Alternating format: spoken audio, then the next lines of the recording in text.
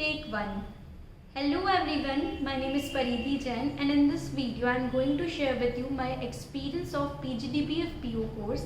अभी recently IDBI bank ने एक नोटिफिकेशन निकाला है जिसमें रिक्रूटमेंट होगा थ्रू PGDBF PO कोर्स। तो काफ़ी सारे स्टूडेंट्स के माइंड में ये क्वेरीज हैं कि कैसा कोर्स होता है, कितना ड्यूरेशन होता है, वहाँ कैंपस कैसा होता है, कैसा हॉस्टल होता है और क्या इस एग्ज़ाम के बाद जब आप ज्वाइन करेंगे PGDBF कोर्स तो उसके बाद आपकी जॉब बैंक में कंफर्म होगी या नहीं।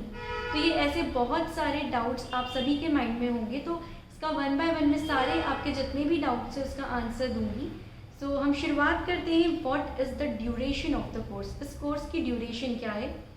ये कोर्स 9 मंथ्स का है classroom program and then 3 months का इंटर्नशिप प्रोग्राम है जो आपका ब्रांच में होगा। जो 9 मंथ्स का ट्रेनिंग प्रोग्राम है वो क्लासरूम में होगा। इसमें इस नोटिफिकेशन में 2 कैंपस है, एक Manipal institute Bengaluru and then NIET greater Noida. तो मैंने जो ये कोर्स है ये मणिपाल इंस्टीट्यूट बेंगलुरु से किया है और वहाँ का जो कैंपस था, वहाँ का जो हॉस्टल लाइफ थी, जो मेस था, जैसा फूड प्रोवाइड करते थे, जैसी फैकल्टीज़ थी, वो इतना ज़्यादा अच्छा था कि मैंने भी नहीं सोचा था कि वहाँ पर जाकर हमें इतना अच्छा एनवायरनमेंट मिलेगा। तो इसका जो कोर्स का 9 मंथ्स का ड्यूरेशन है वो काफ़ी अच्छा होता है। आप उस पीरियड में काफ़ी एन्जॉय भी करेंगे और सीखेंगे भी। तो ये जो 9 मंथ्स का ड्यूरेशन है इसमें 3 मंथ्स के ट्राइमेस्टर होते हैं जिसमें एग्ज़ाम्स होती है आफ्टर एवरी 3 मंथ्स। तो सबसे पहले हम बात करते हैं फ़ीस की। इसका फ़ीस है 3.5 lakhs excluding GST। 3.5 lakhs plus GST आपको आप डायरेक्ट भी ले सकते हैं और आप अगर चाहें तो आप लोन भी ले सकते हैं बैंक से। इस फीस को आप इंस्टॉलमेंट्स में पे कर सकते हैं। उसके बाद आपको स्टाइफंड मिलता है एवरी मंथ। 9 मंथ्स तक आपको 2500 स्टाइफंड मिलेगा और जो 3 मंथ्स का इंटर्नशिप होगा उसमें 10,000 पर मंथ मिलेगा। काफ़ी स्टूडेंट्स को ये भी डाउट होता है कि जो 3.5 लैक्स है वो किस चीज़ की फ़ीस होती है। तो ये course fees, lodging, boarding, hostel fees, that is maths का फ़ीस, ये सारा जो सब कुछ इंक्लूड होता है इसमें। अगर आप बस से जा रहे हैं, यहाँ आपके हॉस्टल से अगर आप कॉलेज बस से जाते हैं तो जो बस की फ़ीस होती है वो भी इंक्लूड होती है। तो जितनी भी आपकी वहाँ पर जो भी आपको प्रोवाइड किया जाता है वो 3.5 लैक्स में इंक्लूड होता है। लेकिन आपके जो सर्टिफिकेशन कोर्सेज होते हैं जो आप वहाँ पर करते हैं, जैसे एक JAIIB करके एग्ज़ाम होता है जो आफ्टर ज्वाइनिंग द बैंक हम देते हैं, लेकिन जब हम बैंक ज्वाइन नहीं करते तो हम नॉन बैंकर होते हैं। तो उसके लिए JAIIB का इक्विवेलेंट एग्ज़ाम होता है DBF, जो वहाँ पर मणिपाल में रहते हुए हम दे सकते हैं। मैंने भी वहीं पर क्लियर किया था। तो जब मैंने बैंक ज्वाइन किया था तो मुझे डायरेक्टली उसका बेनिफिट मिला था। और भी कुछ एग्ज़ाम्स होते हैं, हर बैंक अपने अलग अलग एग्ज़ाम्स कंडक्ट करवाता है। तो जैसे मैंने NISM म्यूचुअल फंड का सर्टिफिकेशन भी मणिपाल में ही किया था। तो ऐसे बहुत सारे सर्टिफिकेशन कोर्सेज होते हैं जिसकी फ़ीस आपको खुद से बेयर करनी होती है। The next thing is course structure of PGDBF and what are the subjects। तो हर ट्राइमेस्टर में हमारे 4 सब्जेक्ट्स होते थे और जिसमें एक 4 सब्जेक्ट्स के साथ एक CBS भी होता था जो प्रैक्टिकल होता था। तो कुछ सब्जेक्ट्स मैं आपको बताती हूँ, जैसे retail banking, accounting and business mathematics, rural banking, credit management, marketing management, business communication.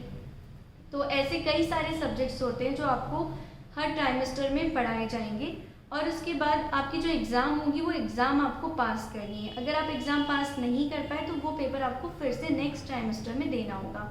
तो अगर आप सारी एग्ज़ाम्स पास करेंगे तो आफ्टर कंप्लीशन ऑफ 9 मंथ्स आप इंटर्नशिप करेंगे ब्रांचेस में और वहाँ पर भी आपको सभी स्टाफ के साथ सीखने को मिलेगा और वहाँ पर आपको एक प्रोजेक्ट बनाना रहेगा और उस प्रोजेक्ट के मार्क्स और ये जितने भी ट्राइमेस्टर के मार्क्स हैं ये सारे मार्क्स को इंक्लूड करके फिर आपकी लिस्ट बनती है। और अगर आपने कोई एग्ज़ाम क्लियर नहीं किया है तो आपको डायरेक्टली निकाला नहीं जाता है, वहाँ पर आपको टाइम दिया जाता है कि आप फिर से वो पेपर दें और आप क्लियर कर लें। और जैसे अगर आप सभी सब्जेक्ट्स में पास हो गए तो आपकी जो ज्वाइनिंग है बैंक में वो कन्फर्म हो जाती है और इतना डिफ़िकल्ट नहीं होता है वहाँ पे कुछ भी। आप जैसे जैसे वहाँ की फैकल्टीज़ काफ़ी एक्सपीरियंस थी, जितनी भी फैकल्टीज़ हमें पढ़ाती थी वो रिटायर्ड बैंक मैनेजर्स या चीफ मैनेजर्स, यहाँ तक कि रिटायर्ड जनरल मैनेजर ने भी वहाँ पर हमें पढ़ाया है। तो ये सारी चीज़ें वहाँ पर बहुत अच्छी होती है। अगर आप अच्छे से वहाँ पर मन लगा के पढ़ाई करेंगे तो अगर मान लीजिए आप इंजीनियरिंग स्टूडेंट्स भी, तो आपको वहाँ पर कुछ डिफ़िकल्टी नहीं होगी पढ़ने में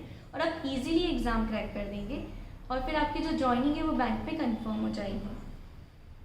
तो अब हम बात करते हैं कि क्लासरूम सेशन वहाँ पर कितने आवर्स के होते थे और हमारा रूटीन क्या होता था। तो मॉर्निंग में 8 o'clock वहाँ पर ब्रेकफास्ट स्टार्ट हो जाता था हमारे मेस में और 9 o'clock पर हम कॉलेज पहुँच जाते थे। कॉलेज हम बस से जाते थे।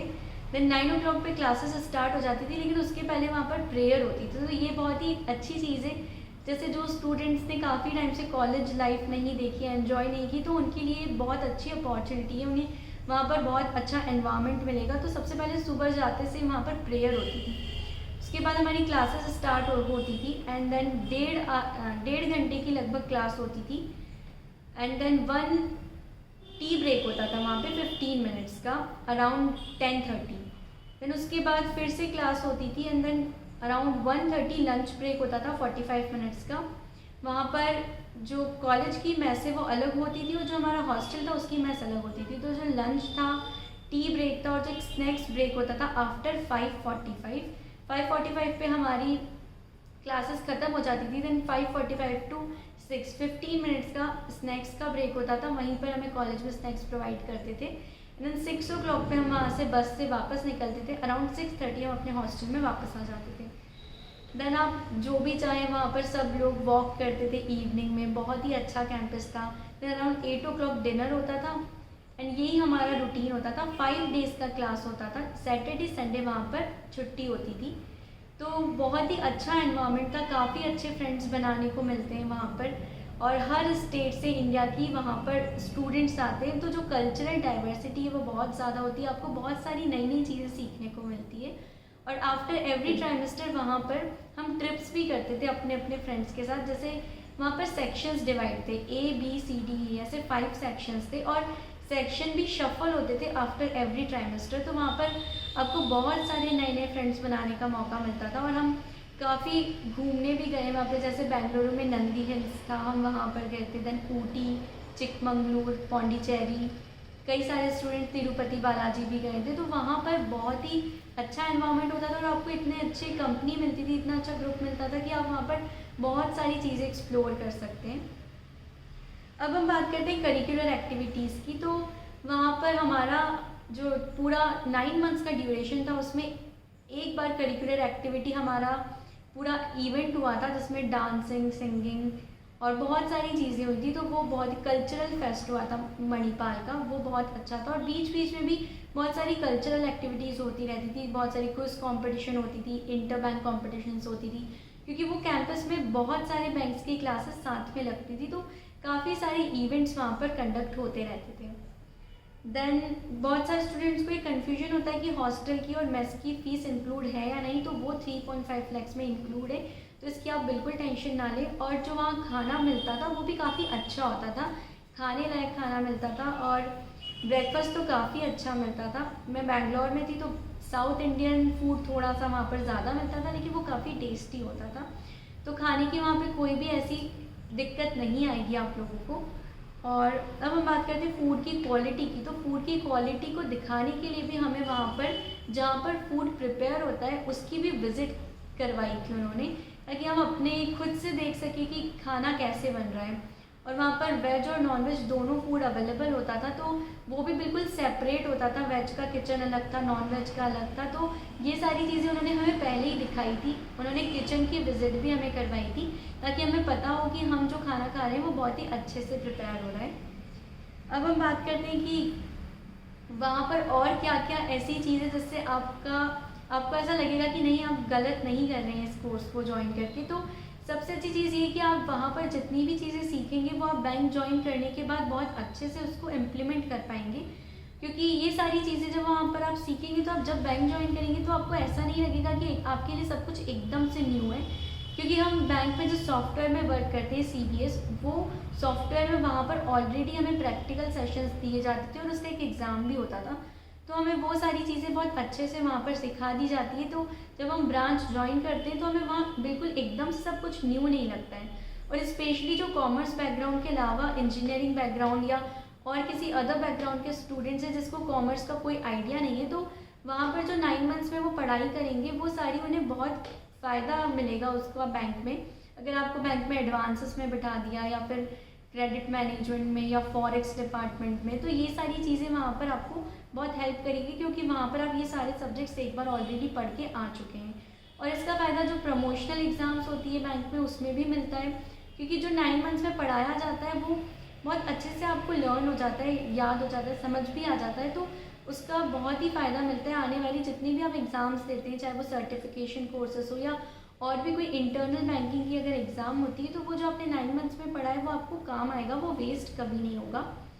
और हमारे वहाँ पर ये जो PGDBF कोर्स है इसको MBA में कन्वर्ट करने का भी एक प्रोग्राम मणिपाल इंस्टीट्यूट लाया था, जिसमें कुछ एक एडिशनल फीस के थ्रू आप 1 ईयर का कोर्स एक्सटेंड कर सकते हैं आफ्टर जॉइनिंग बैंक। तो उससे जो स्टूडेंट्स को, अगर मान लीजिए कि आपने सिर्फ ग्रेजुएशन की, पोस्ट ग्रेजुएशन नहीं किए, तो आपके लिए भी एक फ़ायदा है कि आपने जो 1 ईयर का कोर्स किया है वो आपका वेस्ट नहीं होगा। आप उसे 1 ईयर एक्सटेंड करके उसे MBA में भी कन्वर्ट कर सकते हैं। तो ये सारी चीज़ें आपको वहाँ पर जाकर पता चलेगी जब आप वहाँ ज्वाइन करेंगे। तो आई होप कि आपको ये सारी चीज़ों से काफ़ी क्लैरिटी मिलेगी कि आपको ये कोर्स ज्वाइन करना है या नहीं करना है। लेकिन मैं अपने पर्सनल एक्सपीरियंस से आपको यही बताऊंगी कि मुझे इस कोर्स को ज्वाइन करने का बिल्कुल रिग्रेट नहीं है, और मैं अपने आप को बहुत लकी मानती हूँ कि मेरा डायरेक्ट बैंक में सिलेक्शन नहीं हुआ और मैंने मणिपाल PGDBF PO के थ्रू ज्वाइन किया है, क्योंकि जो मेरा वहाँ का एक्सपीरियंस था, मैंने 9 मंथ्स में जो फ्रेंड्स बनाए हैं वो फ्रेंड्स आज मुझे इसलिए भी बहुत ज़्यादा हेल्प मिलती है। जैसे मान लीजिए बैंक में काम करते वक्त कुछ इशू आ जाता है, आपको कुछ चीज़ें समझ नहीं आती, तो आपके ऑल ओवर इंडिया इतने सारे फ्रेंड्स हैं कि आप किसी को भी कॉल कर सकते हैं। आप किसी भी ब्रांच में कॉल करेंगे तो वहाँ पर आपका कोई फ्रेंड होगा जो उस कोर्स में आपके साथ होगा, तो वो सारी चीज़ें बहुत ही हेल्प करेगी आपको फ्यूचर में भी। सो आई होप कि आपको इससे बहुत क्लैरिटी मिली होगी। So thank you so much.